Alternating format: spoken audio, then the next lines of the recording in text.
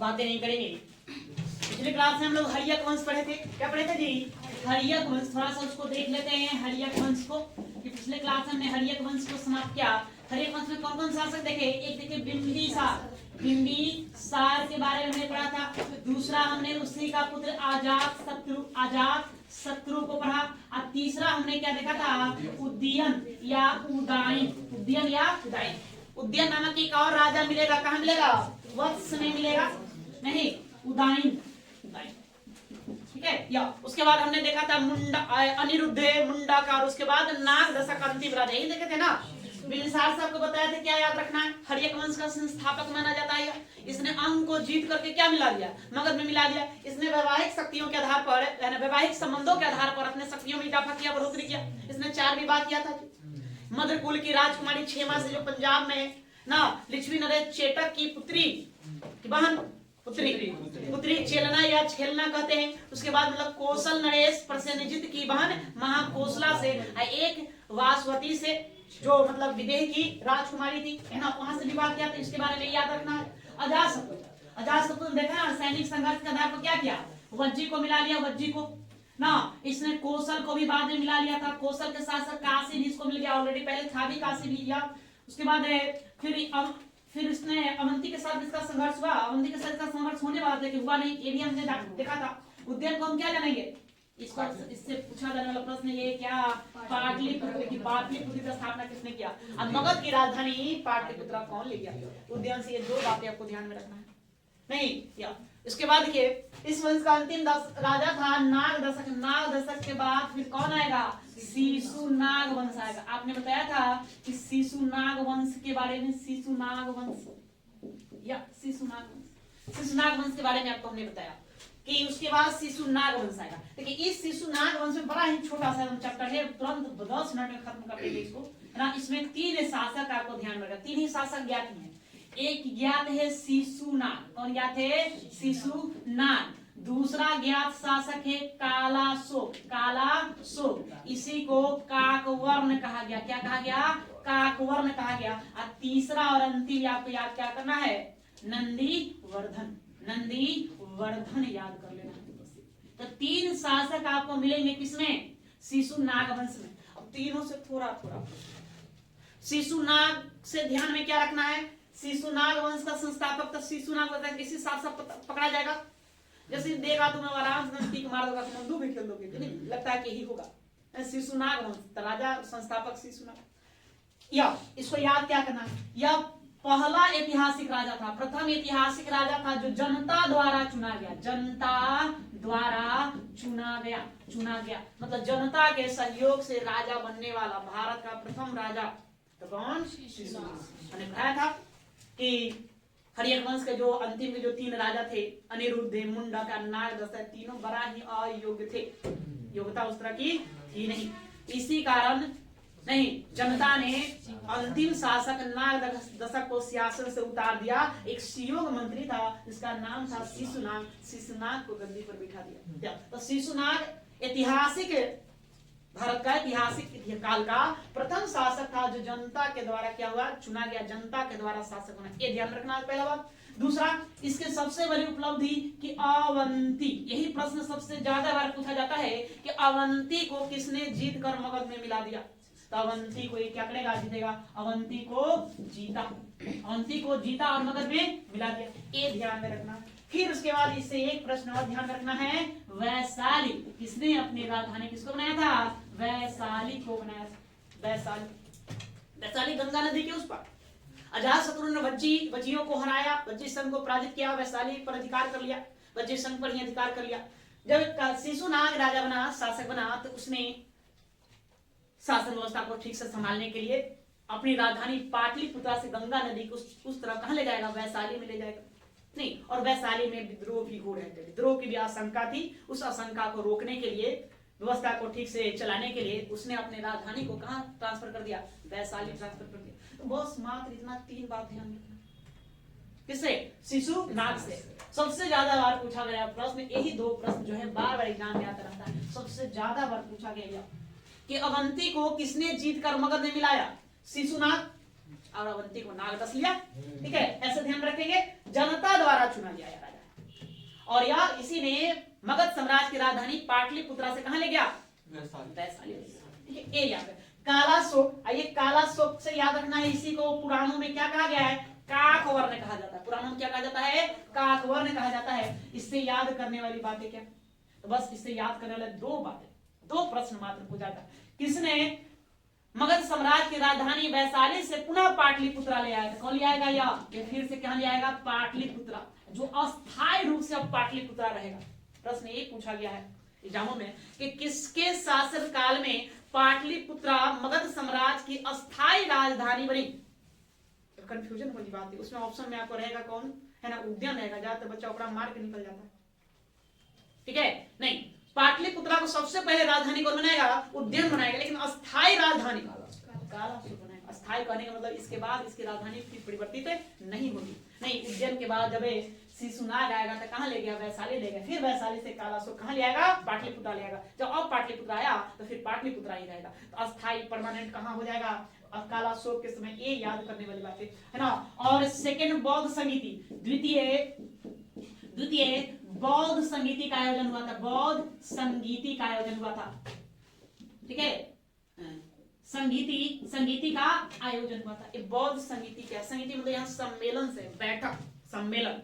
बौद्ध भिक्षुओं का सम्मेलन बुलाया जाएगा 4 बार। कितनी बार? 4 बार। हम इसके बाद जैसे ये सब राजवंश खत्म होगा, हम आ जाएंगे 6ठी शताब्दी के धार्मिक आंदोलन पढ़ेंगे। उसी धार्मिक आंदोलन में बौद्ध धर्म पढ़ेंगे। तो बौद्ध धर्म में आपको हम सभी बौद्ध समितियों के बारे में चर्चा करेंगे। पहला कब हुआ, कौन राजा था, क्या क्या निर्णय लिया गया, वगैरह वगैरह सारी बातों को हम वहां देखेंगे। ठीक है, तो यहाँ से कितने बार प्रश्न याद रखना है? मात्र 2 प्रश्न ध्यान में रखना है। 2 ही प्रश्न यहाँ से बनता है कि कालाशोक, पहला एक तो पुराना जिसको क्या कहा गया? काकवर्ण कहा गया। एक भी याद रखना है। दूसरा, नहीं, पाटलिपुत्रा को मगध की अस्थायी राजधानी किसने बनाया? तो किसने बनाएगा? कालाशोक ने बनाएगा। द्वितीय बौद्ध संगीति का आयोजन किस शासक के समय हुआ था? तो किस समय? कालाशोक के समय हुआ था, वैशाली में। इतना बात समझ में आ गया? इससे इतना। ई नंदीवर्धन, ई क्या है? ये बस गिनती के लिए राजा है, बस याद रखना है। शिशुनाग वंश का अंतिम राजा कौन? नंदीवर्धन। इसके बारे में आपको विस्तृत जानकारी नहीं मिलता है। बस इतना कहा जाता है ये घूम रहा था, नगर भ्रमण तो निकला तो चाकू घोंपकर इसकी हत्या कर दी गई। कोई छुरा मार दिया, मर गया? नहीं। अब कौन छुरा मारने वाला थी पता नहीं। कुछ किताब में बताया जाता है कि महापद्मनंद ने इसको चाकू मार दिया। महापद्मनंद डाकू था। महापद्मनंद की कहानी इसके बाद पढ़ेंगे तो देखेंगे वो क्या था। वो डकैत था, डाकू था। तो उसी ने इसकी चाकू मारकर हत्या कर लिया। अब बलपूर्वक मगध की गद्दी पर अधिकार जमा लिया। ऐसा महावंश नाम की पुस्तक है, उसी में इस बात का जिक्र किया गया है। ठीक है, तो बात समझ गए? तो चलो अब इसी को धाए लिख दो, ज्यादा कुछ बात नहीं करना। खड़े लेंगे शिशुनाग।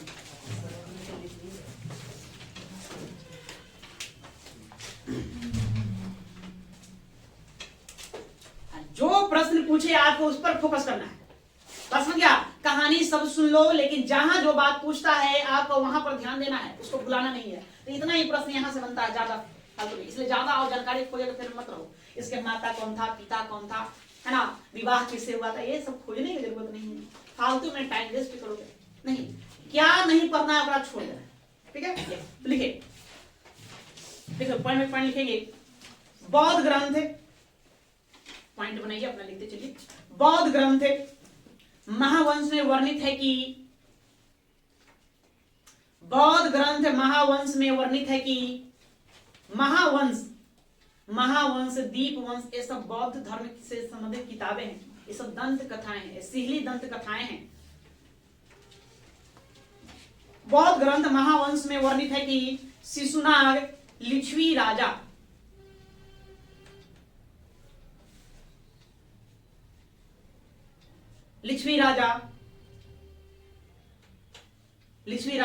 की वेश्या पत्नी से उत्पन्न हुआ था।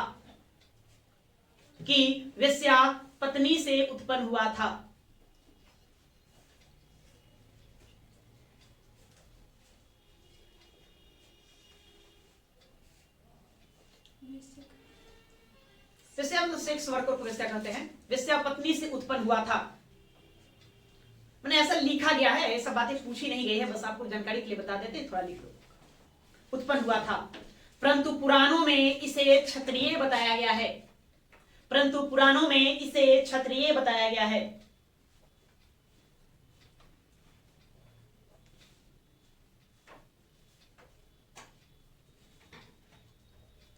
परंतु पुराणों में इसे क्षत्रिय बताया गया है।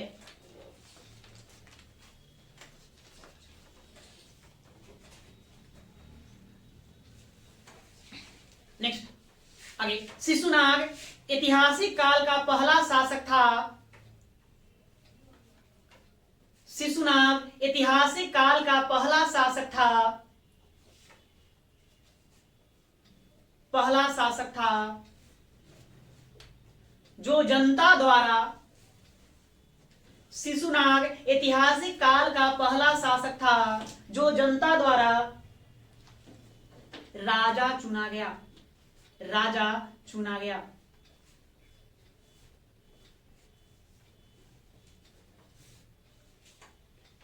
राजा चुना गया।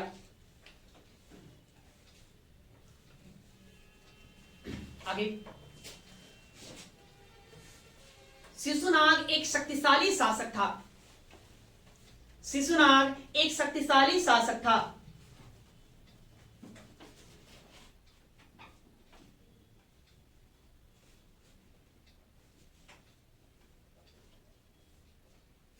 शक्तिशाली शासक था।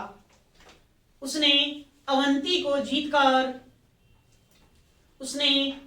को जीतकर मगध साम्राज्य में मिला लिया। मगध साम्राज्य में मिला लिया।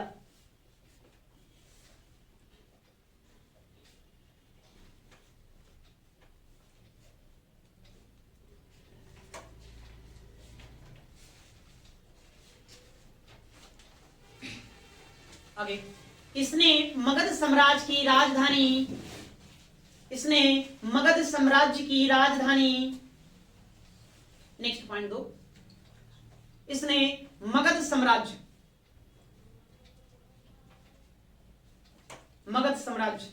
की राजधानी वैशाली को बनाया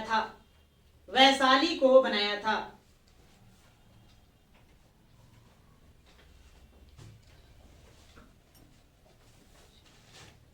ठीक है, चलो ये हो गया कंप्लीट। अब आइए क्या लिखोगे, काला शोक लिखिए। काला शोक 2-3 पंक्ति इसमें लिख देना। काला शोक,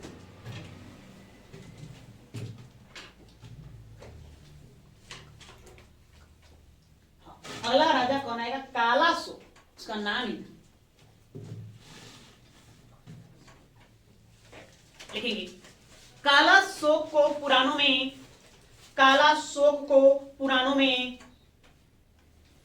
में काकवर्ण कहा गया है।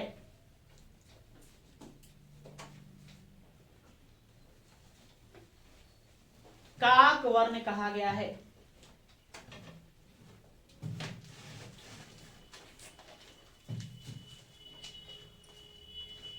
इसने मगध साम्राज्य की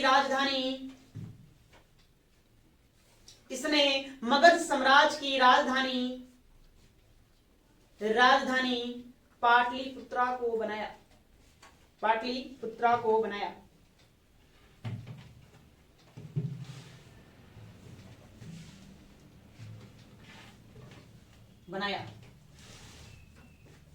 इसी के समय से पाटलिपुत्रा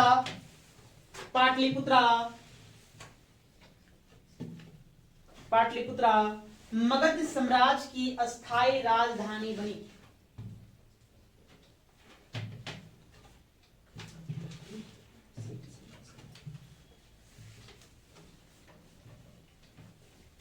मगध साम्राज्य की अस्थायी राजधानी बनी, परमानेंट अस्थायी राजधानी बनी।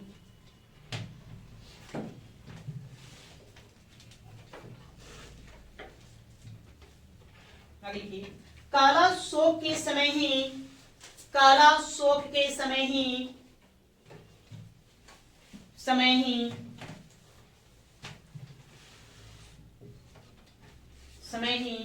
वैशाली में द्वितीय बौद्ध संगीति का आयोजन। काला शोक के समय ही वैशाली में द्वितीय बौद्ध संगीति का आयोजन किया गया था। द्वितीय बौद्ध संगीति का आयोजन किया गया था।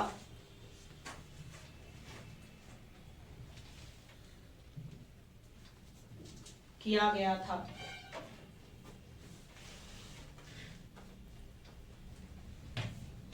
गया एक पंक्ति और जोड़ो। हर्षचरित, एक पुस्तक है हर्षचरित। हर्षचरित एक पुस्तक है, इसके रचनाकार है बाणभट्ट। बाणभट्ट। जब हम वर्धन वंश पढ़ेंगे, वर्धन काल या पुष्यभूति काल, पुष्यभूति वंश, तो वहां हम राजा हर्ष की कहानी को देखेंगे। उसी राजा हर्ष के दरबार में एक विद्वान रहते थे, लेखक, राइटर, कवि कहिए, उनका नाम बाणभट्ट हुआ। तो बाणभट्ट ने हर्षचरित की रचना की।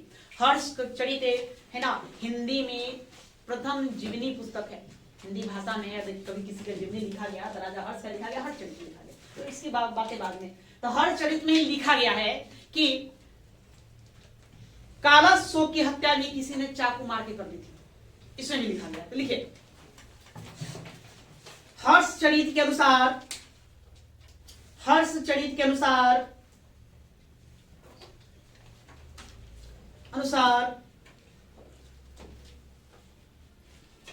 कालासो की हत्या, कालासो की हत्या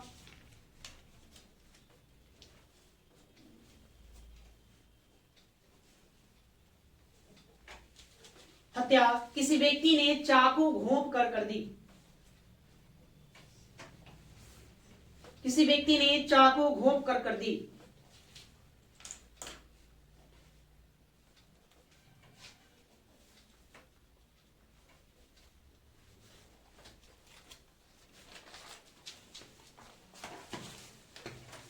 ठीक है, अब लिख दो नीचे, शिशुनाग वंश का अंतिम शासक, शिशुनाग वंश का अंतिम शासक नंदीवर्धन, नंदीवर्धन था। नंदीवर्धन था।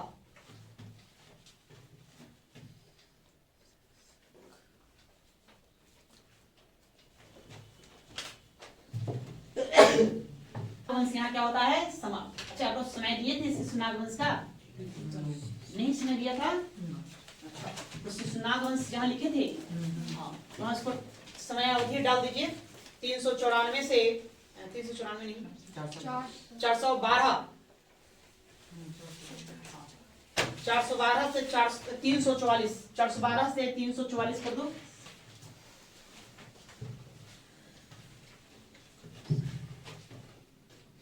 चलो, अब उसके बाद आइए नंद वंश।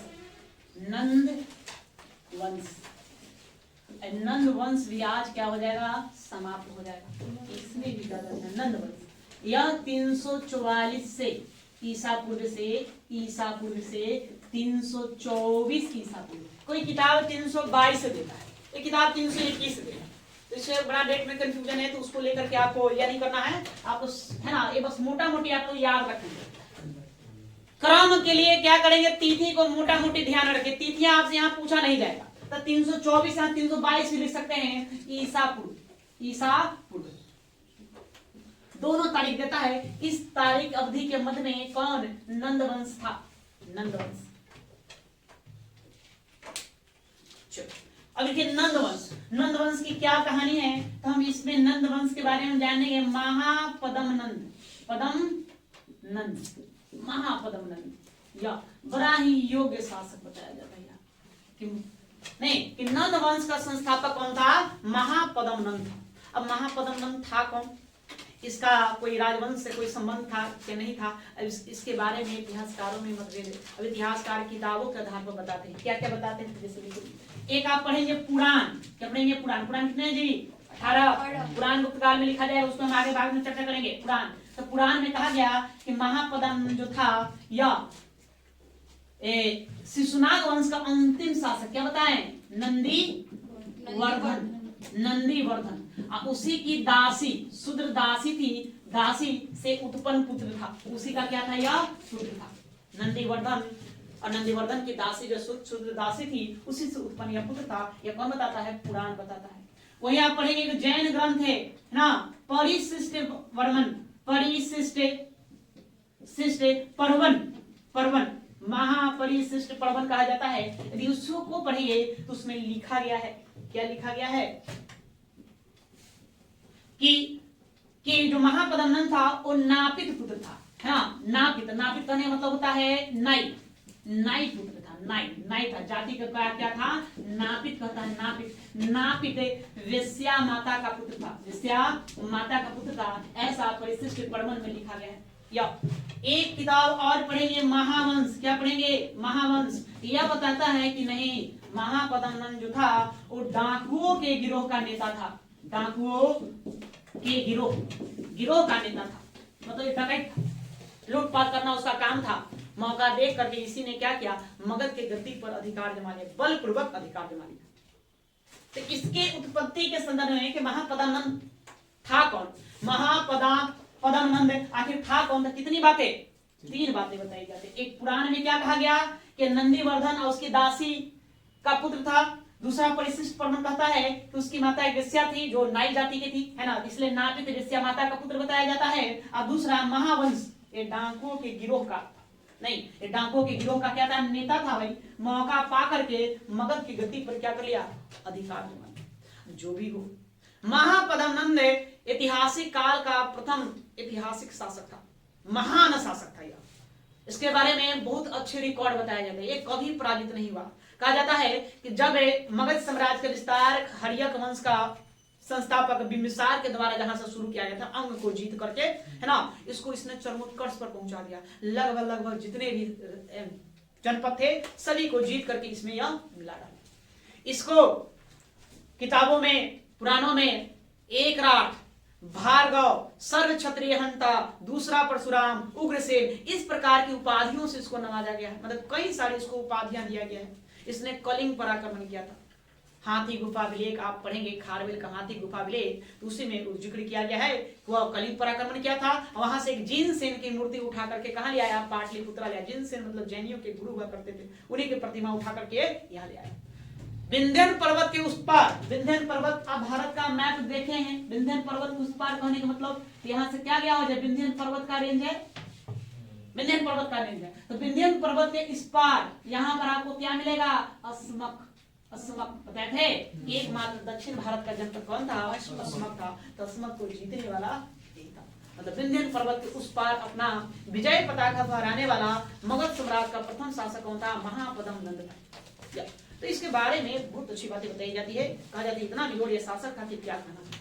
बात समझे? तो चलिए इसी को लिखेंगे, लिखिए, देखो, हाँ, नंदवंश हेडिंग देंगे, शीर्षक दो नंदवंश। देखिए, शिशुनाग के बाद, शिशुनाग वंश के बाद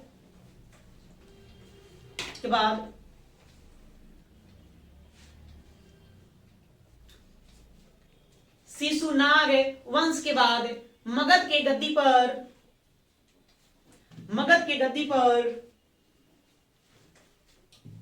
पर नंद वंश का स्थापना हुआ। नंद वंश का स्थापना हुआ।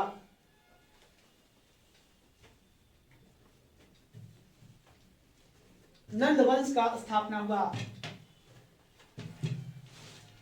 इस वंश का संस्थापक है, इस वंश का संस्थापक महापदमनंद था। महापदमनंद था।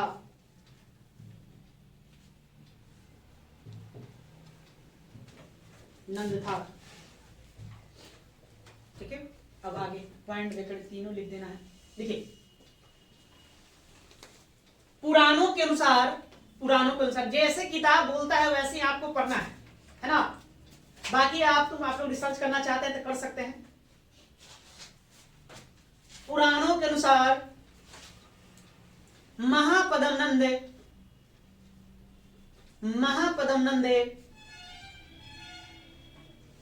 शिशुनाग वंश के अंतिम शासक है, शिशुनाग वंश के अंतिम शासक है।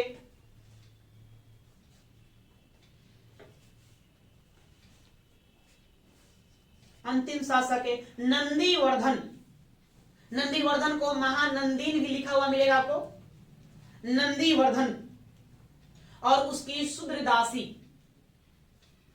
शूद्रदासी का पुत्र था।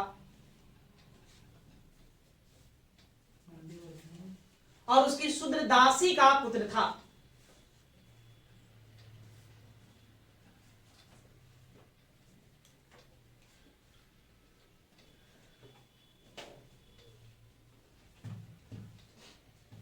आगे आगे लिखिए। जैन साहित्य या जैन ग्रंथ परिशिष्ट पर्वन, जैन साहित्य परिशिष्ट पर्वन, परिशिष्ट पर्वन के अनुसार, जैन साहित्य परिशिष्ट पर्वन के अनुसार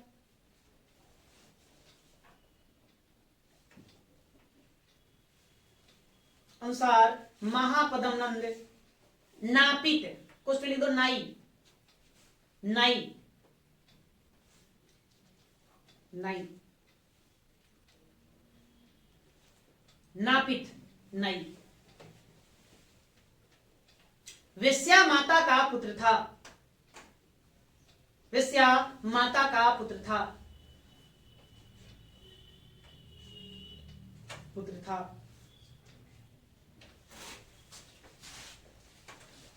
हो गया? एक पंक्ति और लिखेंगे महावंश।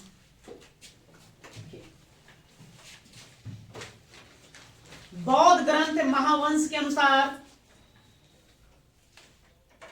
बौद्ध ग्रंथ महावंश के अनुसार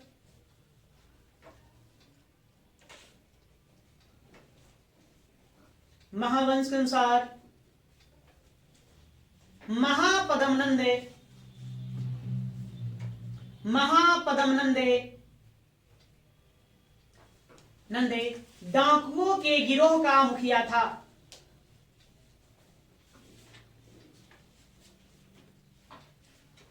डाकुओं के गिरोह का मुखिया था, जिसने मौका पाकर, जिसने मौका पाकर बलपूर्वक मगध पर अधिकार कर लिया।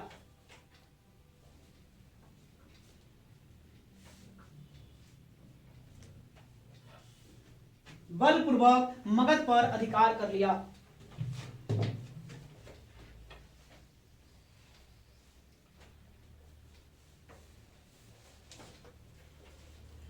तो समझ गए महापद्मनंद था कौन? तो साहित्यों के आधार पर यही बातें बताई जाती है। महापद्मनंद के बारे में 3 कथा प्रचलित है, 3 बातें प्रचलित है, आपको ध्यान में रखना है। एक प्रश्न आपसे पूछा जाएगा और कई बार पूछा गया है कि मगध का प्रथम गैर क्षत्रिय शासक कौन था, मतलब जो क्षत्रिय कुल का ना हो, तो कौन? महापद्मनंद, है ना। महापद्मनंद को कहेंगे कि मगध का प्रथम गैर क्षत्रिय शासक था। लिखिए, उसको भी लिखो। महापद्मनंद महापद्मनंद मगध का प्रथम गैर क्षत्रिय शासक था।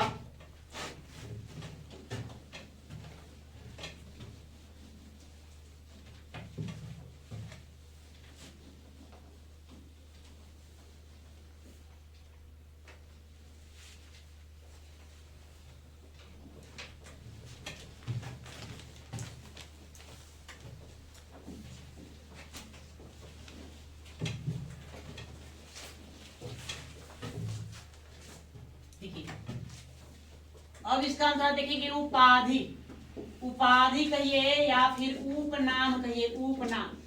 क्या क्या इसका मिलता है, नाम मिलता है। इसी का नाम मिलेगा भार्गव, भार्गव। इसी का नाम मिलता है सर्व क्षत्रिय हंता, क्षत्रिय हंता। इसी का नाम मिलता है दूसरा परशुराम, परशुराम, परशुराम। इसी का नाम और मिलता है इकराट, इकराट, इकराट। नहीं, ये कहीं लिखा हुआ मिलेगा एक राट, एक राट मतलब इसके जैसा कोई ना हो। फिर इसी का नाम मिलता है उग्रसेन, उग्रसेन। उग्रसेन का अर्थ होता है भयंकर सेना, भयंकर सेना, सेना रखने वाला, रखने वाला, ये रखने वाला। तो ये सब नाम जो देख रहे हैं, चार नाम, इसको पुराणों में मिलेगा। कहाँ मिलेगा? पुराणों में, पुराणों में इसका नाम ये मिलता है। और ये मिलेगा एक बौद्ध ग्रंथ है, बौद्ध साहित्य है, उसको कहते हैं महाबोधि वंश, महाबोधि वंश। महाबोधि वंश में इसका नाम मिलता है उग्रसेन। ठीक है, तो इसका उपाधि, इसको आपको ध्यान में रखना होगा। सब बातें पूछा गया है कि किस शासक को भार्गव कहा जाता था, कहा गया है किस शासक को सर्व क्षत्रिय हंता कहा गया, उग्रसेन किसका नाम है, सारी बातें आपसे पूछा जाएगा। इसको कॉपी को ऐसे ही एज इट इज उतारो, उतारो।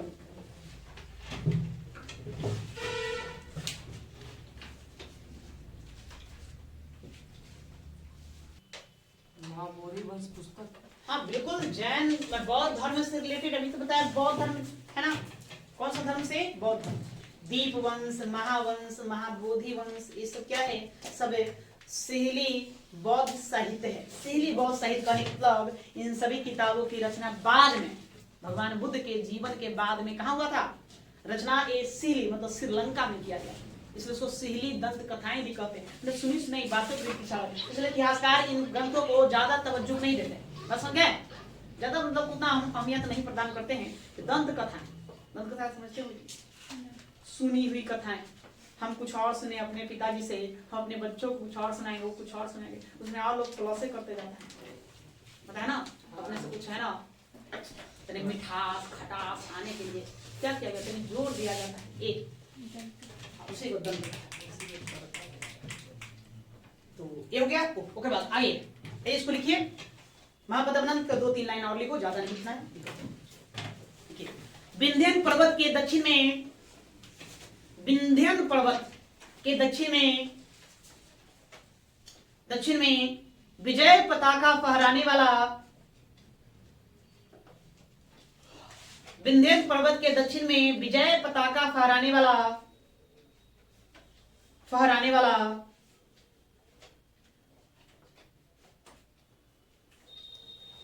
वह मगध का प्रथम शासक था। वह मगध का प्रथम शासक था।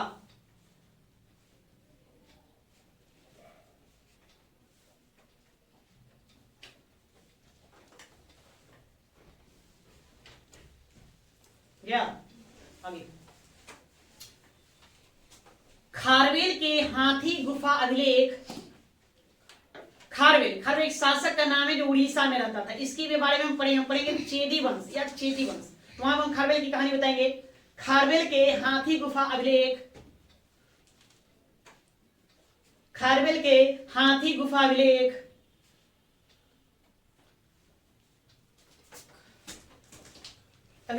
से उसके कलिंग विजय, अभिलेख से उसके कलिंग विजय, कलिंग उड़ीसा को कहा गया है, कलिंग विजय की जानकारी प्राप्त होती है।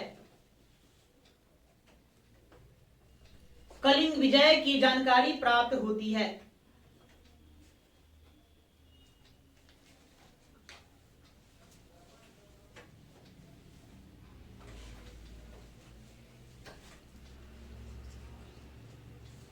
इस अभिलेख के अनुसार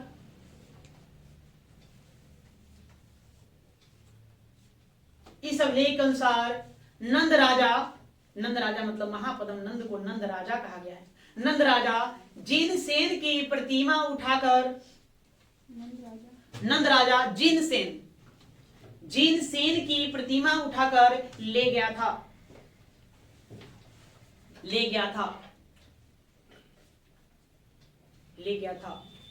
और कलिंग में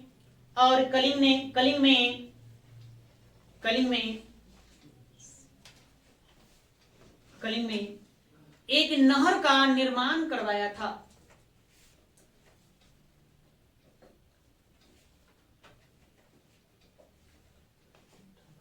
और कलिंग में एक नहर का निर्माण करवाया था। हम लोग वैदिक साहित्य पढ़े थे, बताइए नहर शब्द का उल्लेख पहली बार किस ग्रंथ में मिलेगा? कौन सा वेद? यजुर्वेद में नहीं, अथर्ववेद में मिलेगा। चारों वेदों में अथर्ववेद में पहली बार नहर शब्द देखने को मिलता है। गुड, याद है। आगे देखो, निसंदेह महापदम नंदे, निसंदेह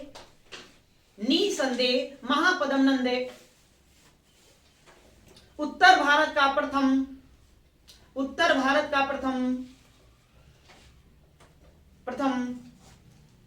महान ऐतिहासिक शासक था। महान ऐतिहासिक शासक था। निसंदेह महापदम नंद उत्तर भारत का प्रथम महान ऐतिहासिक शासक था।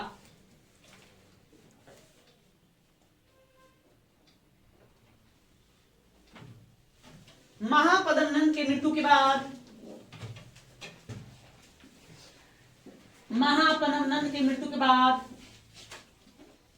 उसके 8 पुत्रों ने क्रमशः शासक किया।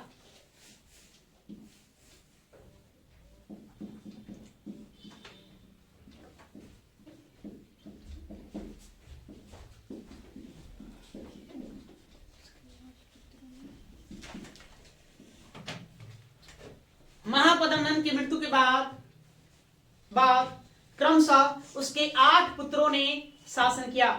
डैश दो।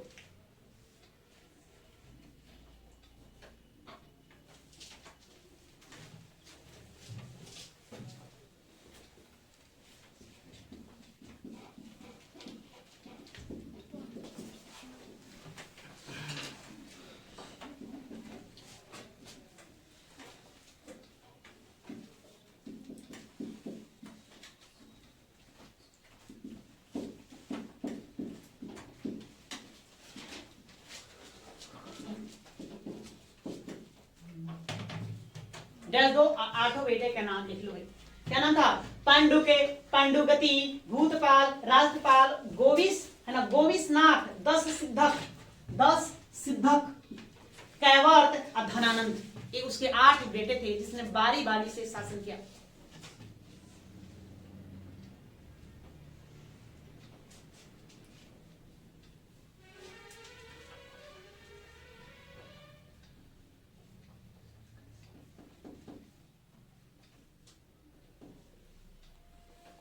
बारी बारी से शासन किया।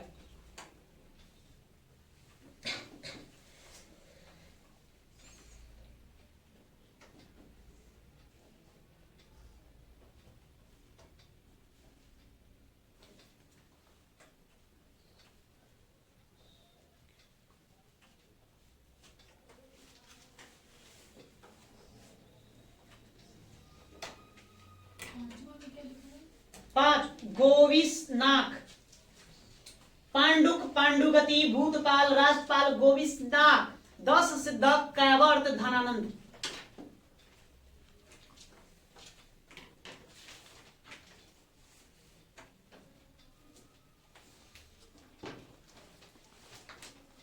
ठीक है, तो महापदम नंद के कितने पुत्र हुए?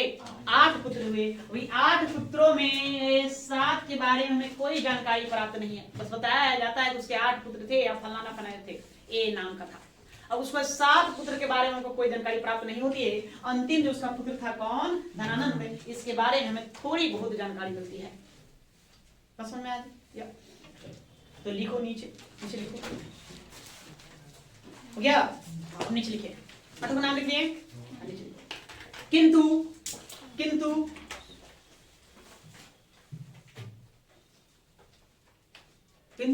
उनके शासन काल के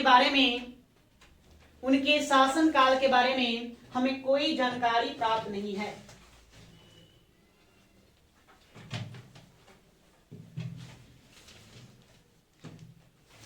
कोई जानकारी प्राप्त नहीं है। सिर्फ धनानंद के बारे में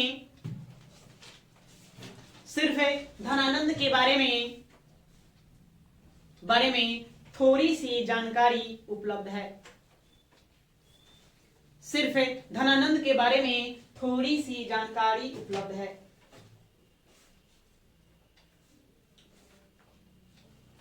जानकारी उपलब्ध है।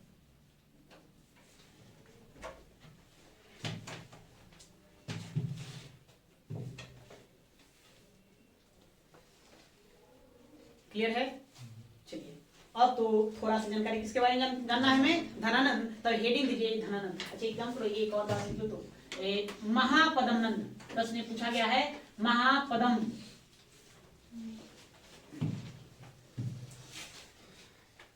पदम नंद का महामंत्री के बारे में पूछा जाएगा। इसका महामंत्री कौन था? इसका नाम था कल्पक। क्या नाम था? कल्पक। थोड़ा सबको ध्यान में रखना है। अब ये भी चतुर था, इसी के सहायता से उसने उतने सारे विजय प्राप्त किया, कई राज्यों को जीत लिया। महापदमनंद का महामंत्री, उसका नाम क्या था? कल्पक।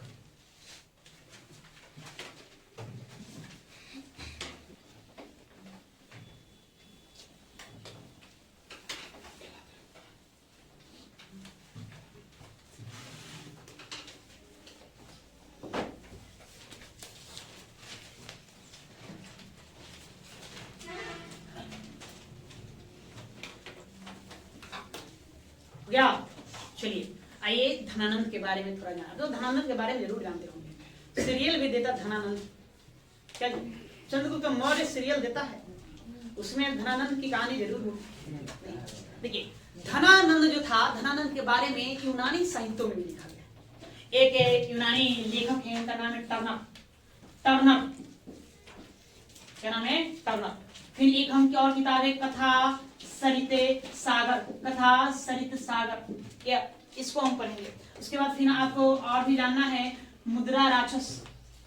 मुद्रा राक्षस, मुद्रा राक्षस, ये सब ग्रंथ है जिसके जो हमें जानकारी देता है किसके बारे में? धनानंद के बारे में जानकारी देता है। नहीं, धनानंद कहा जाता है कि धनानंद के पास अथाह संपत्ति थी, अतुल संपत्ति था, और उतनी भारी भरकम सेना भी था। शायद उस समय में पूरे भारतवर्ष में कहीं किसी के पास उतनी भारी सेना और भारी धन देखने को नहीं मिलता है। टर्नर कहता था उसे धन इकट्ठा करने का बीमारी था।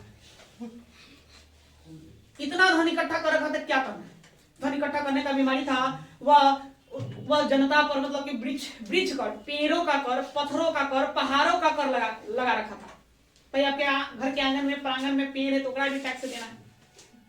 मैंने ऐसा था, मतलब इस तरह से काफी भारी भरकम धन इकट्ठा किया था। टर्नर कहता है, एक टर्नर द्वारा लिखी गई पुस्तक में बात बताई गई है कि धनानंद ने 80 करोड़ की धनराशि जो है गंगा नदी में के किनारे गुफा में छुपा रखा था। अब कहा गंगा नदी में का वो गुफा कहाँ है आप तक पता नहीं है ना, आप लोग शायद खोज सकते हैं। टर्नर कहता है 80 करोड़, कितना? 80 करोड़। गंगा नदी के एक गुफा में उसने 80 करोड़ धन छुपा रखा था। उतना भारी भरकम सेना था इसके पास। भारी भरकम सेना के कारण इसको अग्रमीज भी कहा गया। क्या कहा गया? अग्रमीज कहा गया, अग्रमीज। दूसरा कथा सरित सागर पढ़ेंगे, ये बताता है कि इसके पास 11 करोड़ हीरे का रत्न था। 11 करोड़ हीरे का रत्न था, इतना भारी भरकम था। वही मुद्रा राक्षस की कहानी बताता है उसके पतन का, कि कैसे धनानंद का पतन हो गया। तो धनानंद का पतन के पीछे की कहानी है, इसी के समय जो भारत में, उत्तर भारत के जब राजा था, मगध का राजा था, तो यूनानी शासक सिकंदर के बारे में सुनेंगे। सिकंदर महान लोग कहते हैं, सिकंदर को क्या कहते हैं? महान बताते हैं। नहीं तो सिकंदर का भारत पर आक्रमण हुआ था 326 25 का, ये दोनों तारीख देता है ईसा पूर्व में। इसने पश्चिमोत्तर भारत पर आक्रमण किया, जो पाकिस्तान प्रांत भी देख रहे हैं वो वहां था। राजा पोरस के राज पर आक्रमण किया था। उसी समय उसे रावलपिंडी के क्षेत्र में, पाकिस्तान के क्षेत्र में तक्षशिला विश्वविद्यालय था। तक्षशिला विश्वविद्यालय के उसमें के जो एक अध्यापक थे, उन्हीं का नाम क्या हुआ? चाणक्य। या उन्हीं का और क्या कहते हैं? कौटिल्य कहते हैं, कौटिल्य कहते हैं। और उन्हीं को क्या कहते हैं? विष्णुगुप्त कहते हैं, विष्णुगुप्त कहते हैं, विष्णुगुप्त। तो इन्होंने वहां से तक्षशिला से चल करके मगध राज्य में आए, पाटलिपुत्रा पहुंचे, उसके दरबार में गए, धनानंद को बताया, अवगत कराने के लिए भाई अपनी पश्चिमोत्तर सीमा को मजबूत करिए, उन्हें से विदेशियों का आक्रमण होगा, है ना। आपको पराजित करके ऐसा नहीं कि भारत पर अधिकार कर ले। वो एक तरह से देशभक्त थे, इसे भारत भूमि को बचाना चाहते थे, इस उद्देश्य से वहां है। लेकिन उल्टा धनानंद उनका सम्मान तो करना दूर की बात, उनको अपमानित करके राज दरबार से बाहर निकलवा नहीं। हाँ, बाकी क्या कहानी है इनका कौटिल्य का जब हम पढ़ेंगे मौर्य वंश, तो वहां हम आपको विस्तार से बताएंगे। अभी नहीं, अभी थोड़ा सा धनानंद से चला बाहर निकाल दिया। एक तो जनता इसी परेशान था धनानंद से, भाई हर चीज पर कर, टैक्स टैक्स टैक्स, उसको बीमारी था धन इकट्ठा करने का, जनता ऐसी परेशान था। और दूसरा, इतने बड़े ज्ञानी व्यक्ति को उसने और क्या किया, अपमानित करके दरबार से बाहर निकाल दिया। नहीं, तब कौटिल्य ने ही अपना ताना बाना बुन दिया, इसको हर हाल में गद्दी से हटाना ही होगा। और चंद्रगुप्त मौर्य को आधार बनाकर उसी की सहायता से धनानंद को पराजित कर दिया गया, उसको मार डाला गया। इस बात की जानकारी हमें मुद्रा राक्षस देता है। विशाख दत्त द्वारा लिखित रचित पुस्तक मुद्रा राक्षस में इस बात को लिखा गया है। अब धनानंद का क्या हुआ, इसमें दो तरह की अवधारणा है। एक बात बताया जाता है कि चंद्रगुप्त मौर्य ने धनानंद को मार डाला। दूसरा बात बताया जाता है कि नहीं, चंद्रगुप्त मौर्य ने धनानंद को कहा कि एक रथ पर जितना धन ले जाना चाहते हो ले जाओ, और अपने 100 परिवार यहाँ से चले जाओ, अपने पूरे ऑल फैमिली के साथ, पूरे परिवार के साथ एक रथ पर जितना धन संपदा जा सकता है ला दो, लाद कर यहाँ से रवाना हो। एक बात ये बताई जाती है। दूसरा बताइए नहीं, धनानंद को मार डाला गया और मगध की गद्दी पर मौर्य साम्राज्य का स्थापना। अब क्या बातें हैं, अब हमें किताबों का आधार पर ही जानना है, ठीक है। तो चलिए इसी को लिख देना है, 10 लाइन लगेंगे। और देखा जाए सही मायने में अगर धनानंद की जगह कोई दूसरा शासक रहता तो कहना ही था एक महान शासक सिद्ध होता। इतनी भारी भरकम सेना है ना, उतना धन संपदा, फिर भी जनता का दिल नहीं जीत पाए। क्यों नहीं जीत पाए? बीमारी तो लगा, धन इकट्ठा करा, हाव धन हाव धन, क्या बोलो पता है मुझे, हाव धन हाव धन, हाव धन फिर में चला गया। बताइए है ना, इतिहास के पन्नों पे इसके बारे में मामूली सी जानकारी उपलब्ध है, ठीक है। अगर रहता प्रताप एक शासक जो होना चाहिए, मनुष्य होता, जनता की देखभाल करता नहीं। देखो भारत के इतिहास के पन्नों में वही शासक महान हुआ है जो जनता का जन कल्याण का काम किया, जो सहिष्णु रहा, कल्याणकारी योजनाएं लेकर आया। जनता जिसको पसंद किया, सिंपल सी बात है। नहीं सिर्फ धन होने से ना होता है, नहीं तुमसे लोग कितना पसंद है ये देखना होगा। तो ये धन रखते भी ऐसे ही रहा, क्या फायदा धन का, है ना। बस खाली नाम इतिहास के पन्नों में कि धनानंद एक राजा था, बस इतना ही लिखो, ठीक है। धनानंद नंद वंश का अंतिम शासक था, पॉइंट बाय पॉइंट आप लोग लिखते चलिए। धनानंद नंद वंश का अंतिम शासक था, अंतिम शासक था।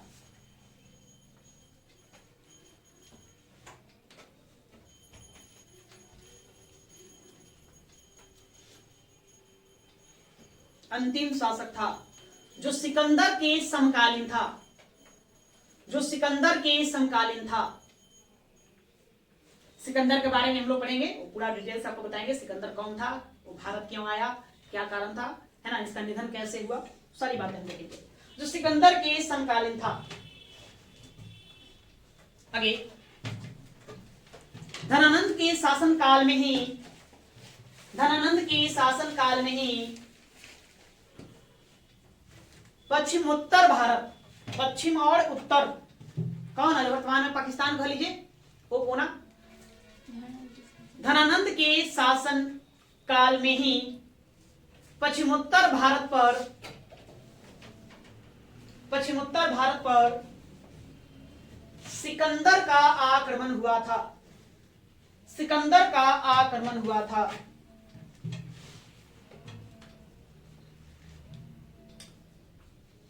हुआ था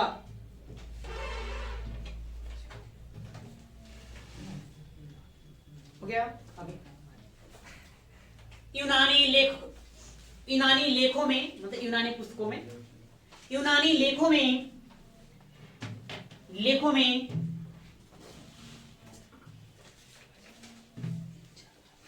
सिकंदर को, यूनानी लेखों में सिकंदर नहीं, धनानंद को, यूनानी लेखों में धनानंद, देखिए धनानंद को अग्रमीत, ये क्या कहेंगे, अग्रमीज कहा गया है। देखो इस पर कंफ्यूज नहीं होना है भाई। एक आपको मिलेगा उग्रसेन, क्या मिलेगा, उग्रसेन शब्द मिलेगा। तो उग्रसेन हम किसको कहेंगे, महापदम नंद को कहेंगे। लेकिन अग्रमीज हम किसको कहेंगे, धनानंद को कहेंगे। दोनों थोड़ा सा मिलता जुलता है, इसलिए थोड़ा कंफ्यूजन वाली बात होता है। क्या लिखा है, यूनानी लेखों में धनानंद को अग्रमीज कहा गया है।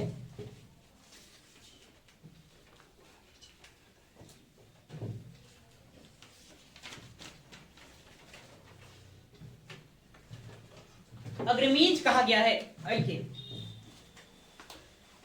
यूनानी लेखकों के अनुसार, यूनानी लेखकों के अनुसार, लेखकों के अनुसार धनानंद के पास असीम सेना, धनानंद के पास असीम सेना, असीम सेना एवं अतुल संपत्ति था। असीम सेना एवं अतुल संपत्ति था।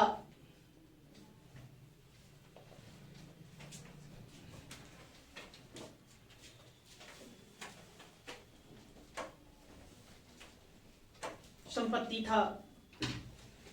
नेक्स्ट, कथा सरित सागर लेते चलिए। कथा सरित सागर के अनुसार,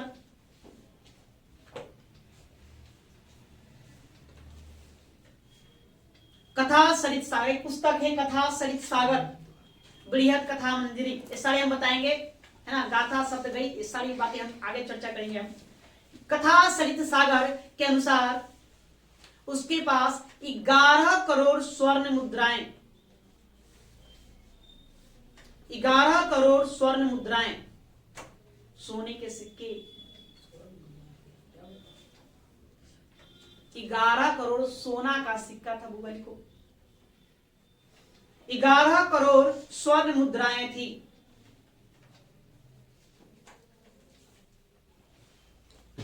ठीक, हल्के देखो, नाम है टर्नर। क्या नाम है, टर्नर। देखिए टर्नर यूनानी लेखक है। टर्नर के अनुसार,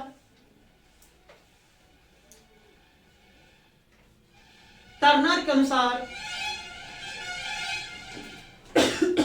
उसे धन एकत्र करने का व्यसन था। व्यसन मतलब बीमारी कह लो, आदत, व्यसन। टर्नर के अनुसार उसे धन एकत्र करने का व्यसन था, व्यसन था।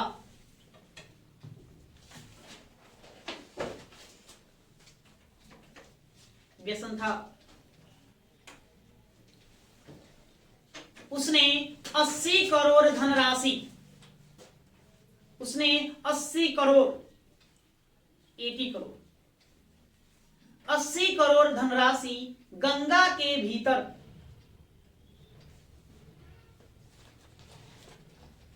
भीतर एक पर्वत गुफा में छुपा कर रखा था, ऐसा ये लिखते हैं।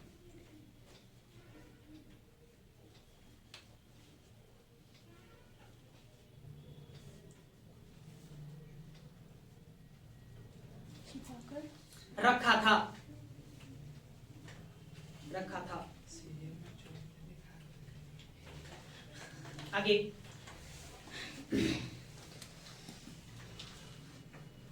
इतनी अतुल संपत्ति होने के बाद भी, इतनी अतुल संपत्ति होने के बाद भी वह जनता का दिल नहीं जीत पाया।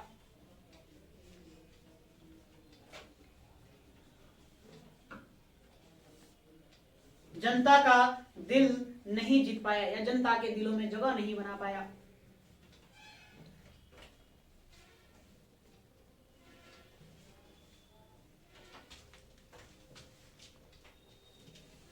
उसने उसने पशुओं, जानवरों, पशुओं, पत्थरों, पत्थरों,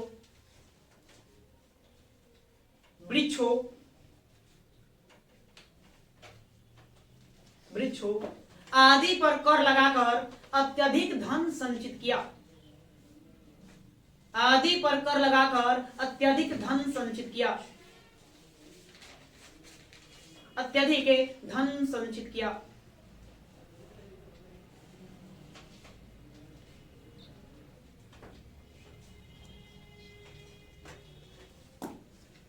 बात समझ गए? उसने अपने शासनकाल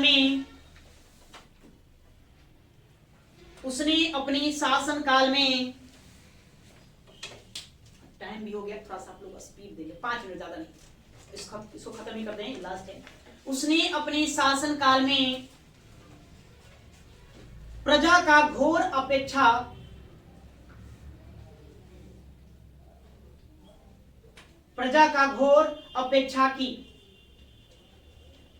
अपेक्षा की साथ ही उस समय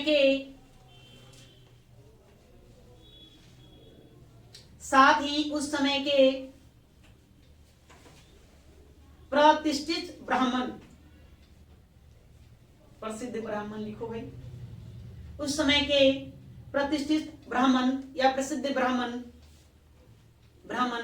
चाणक्य का भी घोर अपमान किया।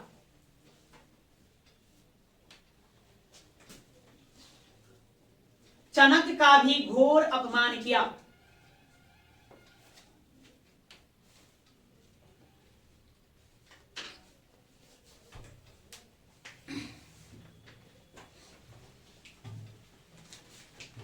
उसके अत्याचारों से जनता पीड़ित थी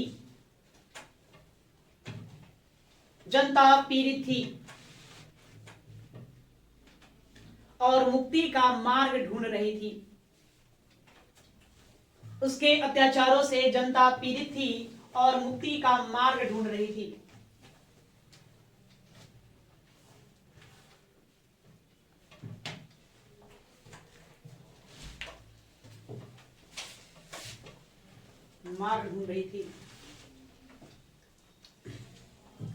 इन्हीं परिस्थितियों का लाभ उठाते हुए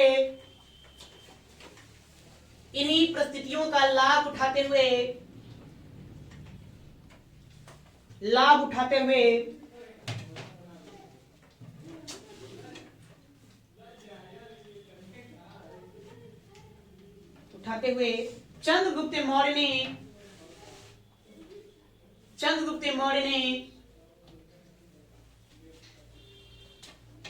ने अपने गुरु चाणक्य की सहायता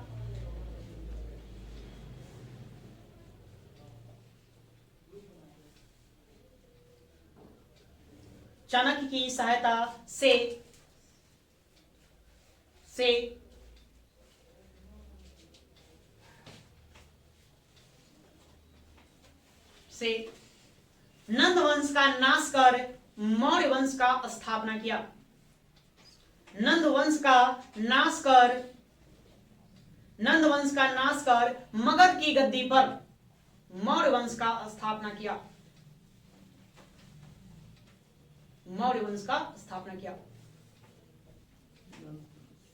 मगध की गद्दी पर मौर्य वंश का स्थापना किया।